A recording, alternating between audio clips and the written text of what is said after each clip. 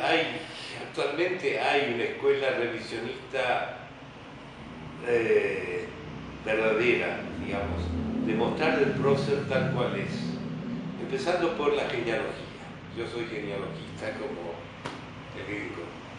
Y antiguamente las genealogías eran todas puras, todos hijos legítimos, no había hijos naturales, no había ramas raras, no había mujeres que sean.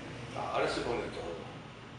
¿Y eso qué significa? Significa reconocer que en esas familias, que pueden ser de alta clase, de clase media o de clase baja, había de todo. En Sucre, por ejemplo, yo hice investigaciones en las iglesias. En la alta clase es impresionante la cantidad de hijos naturales de las hijas de esas familias. De las hijas. En los mestizos no hay tanto hijo natural. ¿A qué lo adjudica ese fenómeno? Que el mestizo se cuidaba más de parecer, de no ilegitimar a sus hijos, porque ellos sufrieron ya una ilegitimación. Había una lacra, digamos, una cicatriz. Habían sufrido el castigo de ser hijos naturales. Claro, en ese momento era una cosa tremenda también para la sociedad de la época, ¿no? No tanto. Ah, no, porque sí, porque era muy común. Muy común, sí, se reconocían. Sí.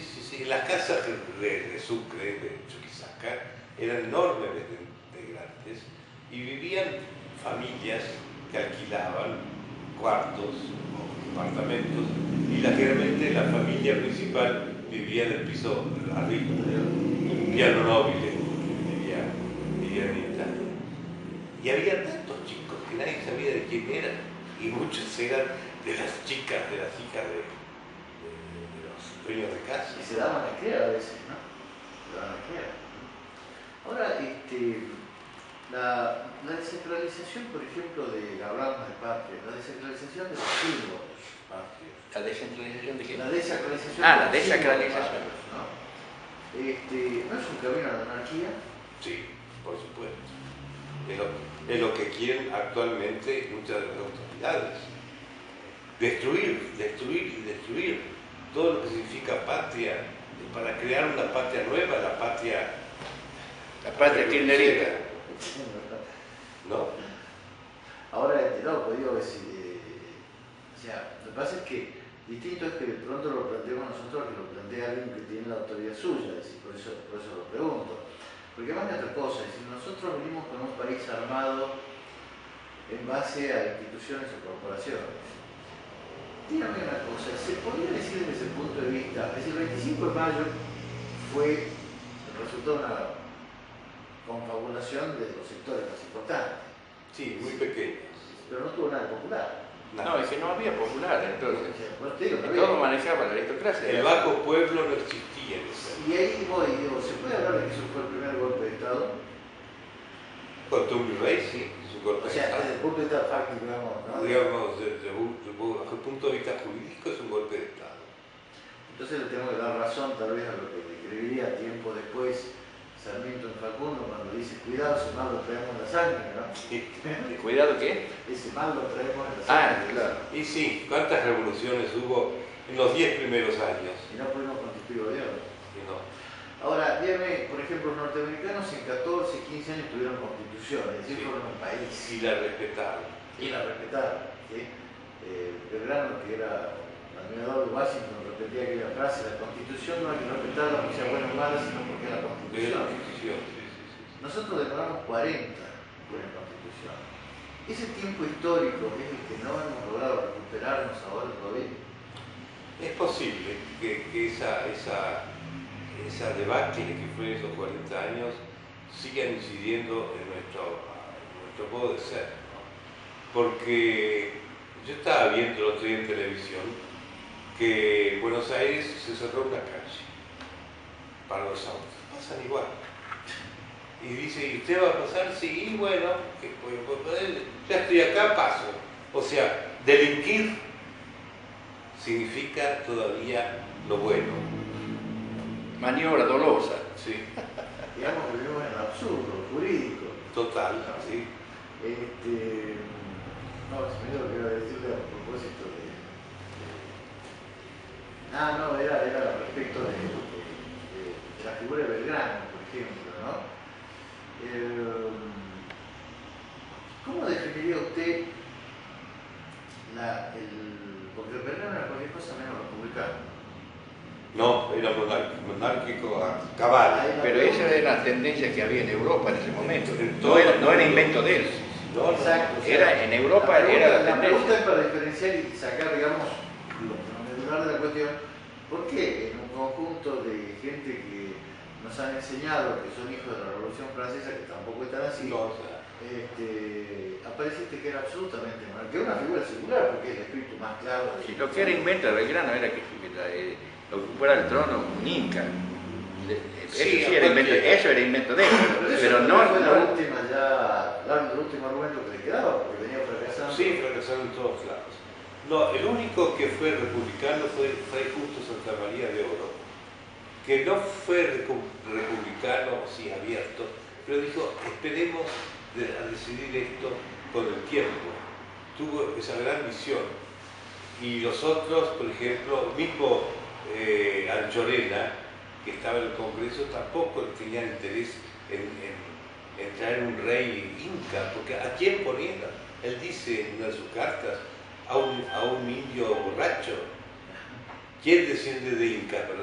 Había montones de gente en Buenos Aires que descendía de incas, empezando por Artigas.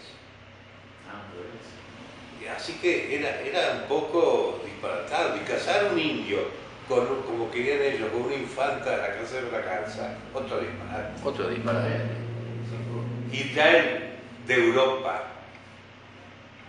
digamos, miembros de familias de la monarquía europea, de los Borbones o de quien sea, Sí. no iban a venir. Esto es el fin del mundo para ellos. Ningún príncipe de las dinastías españolas vino a América, pisó América. ¿Y cuán importante era América para España? Toda la plata que recibía España venía de América. Y esta misma, revolución que generó el hecho, ¿cómo se trató, cuál fue el papel, por ejemplo, de la Iglesia dentro de ese armado? Porque la Iglesia, en un plano, político tan republicano y francés, con la experiencia que había tenido Pío VII y demás, ¿cómo se pudo armar o amalgamar aquí?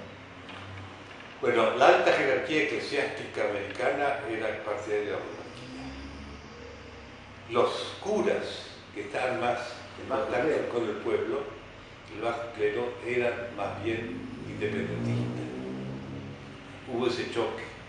También en los conventos hubo choques terribles entre los independentistas y los partidarios de la monarquía. Los conventos en América estaban muy mal vistos. Había una inmoralidad enorme. Yo publiqué unas memorias de un señor Núñez en que habla lo que era el convento de la Merced.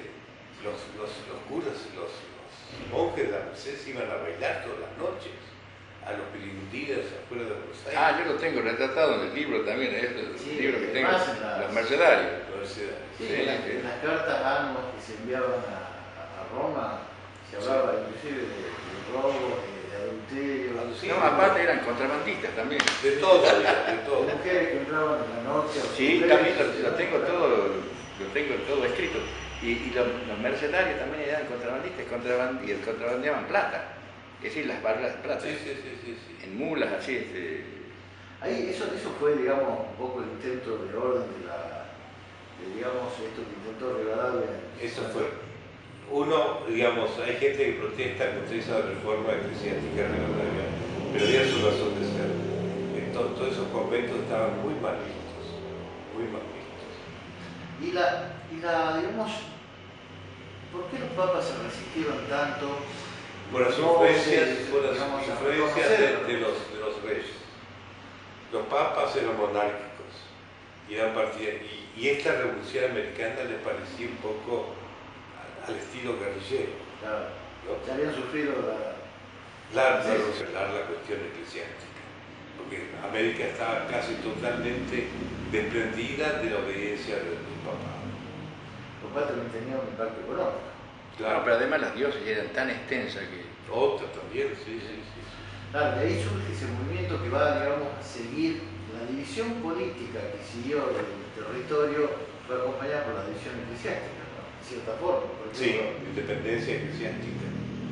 Al no tener obispos en todo el Río de la Plata, digamos, todo el virreinato del Río de la Plata, el único obispo que existía era Orellana, que sirvió hasta 1812, y después en Chuquisaca, no, en Chuquisaca no había nadie. Moxos. No, Moxó se fue en 1812. No, el único que existía es el de Lima, o el de Cusco. Claro.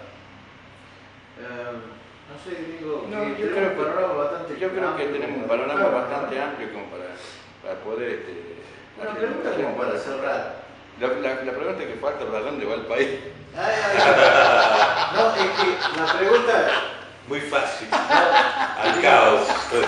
La pregunta final casualmente era esta, es decir, esta incultura, si cabe el término, esta falta de cultura, de conocimiento, este desconocimiento de la historia, en las generaciones que nos vienen siguiendo, ¿a dónde nos puede llevar?